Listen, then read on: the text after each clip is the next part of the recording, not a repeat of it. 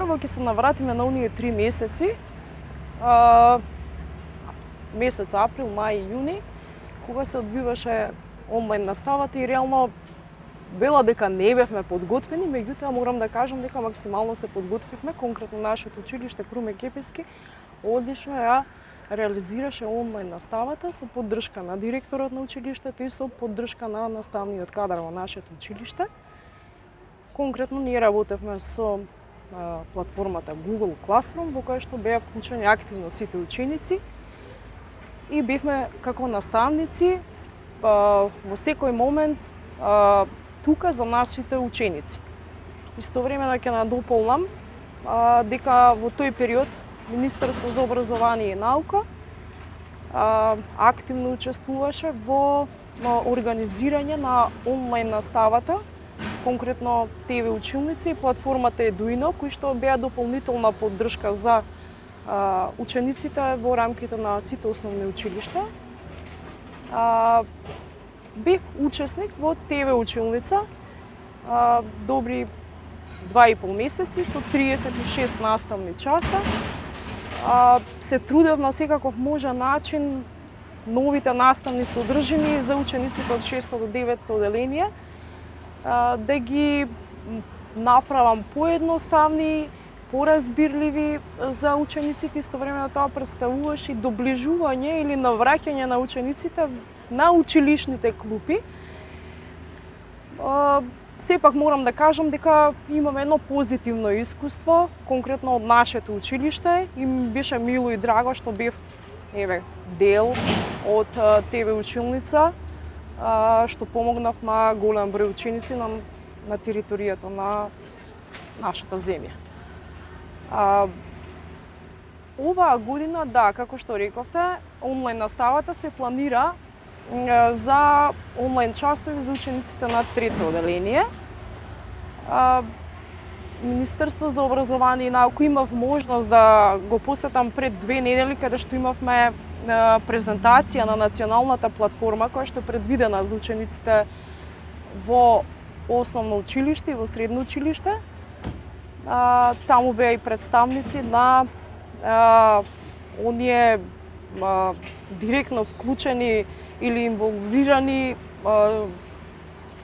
учесници во изработката на таа платформа, односно од факултетот Финки, кои што како наставници ни направи една одлична презентација на националната платформа, што е различно од претходната година.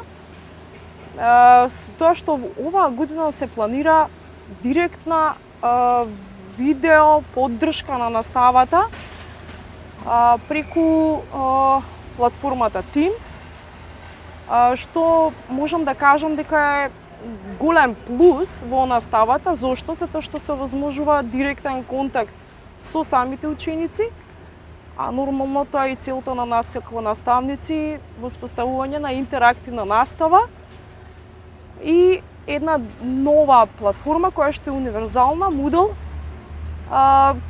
нешто слично на Classroom, која што е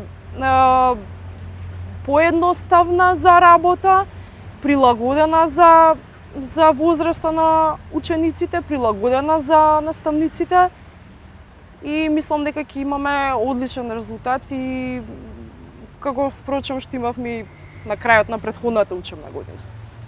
Вака, значи вие сте наставник по македонски јазик.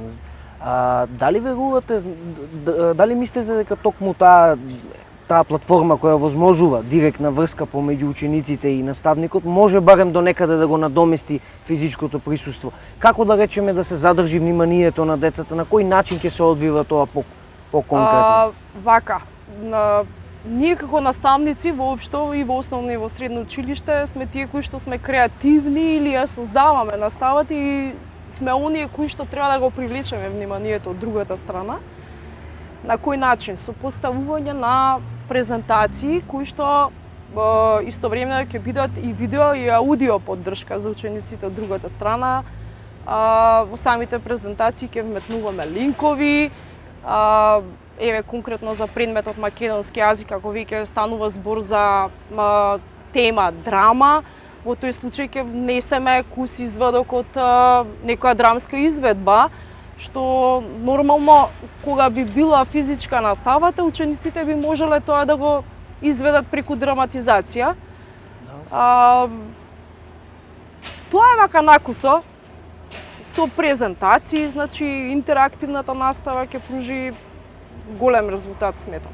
Значи верувате дека одговорот учениците ќе биде позитивен, значи тие ќе успеат да се адаптираат на овој моментално неалтернативен. Во секој случај, да, имајќи го она искуство кое што го имав од македонска телевизија, сметам дека учениците одлично ќе се снајдат. Зошто? Затоа што оваа платформа е едноставна за работа, изготвена, значи подготвена за секоја возраст на учениците, без разлика на дали е основно или средно училиште. И ние како наставници сепак ќе се потрудиме да направиме еден голем придонес за да направиме наставата поефективна.